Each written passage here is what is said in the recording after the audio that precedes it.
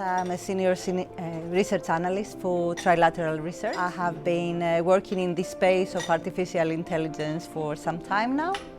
I have been part of the SHERPA project a few years ago that looked at the ethics of artificial intelligence.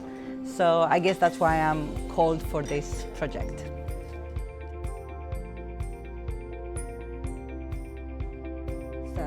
Is the consequence of choices. So we have to have this conversation about what is it that we as society want out of this technology for the future in order to create the future for ourselves. We have to understand, particularly about artificial intelligence, what is the end game?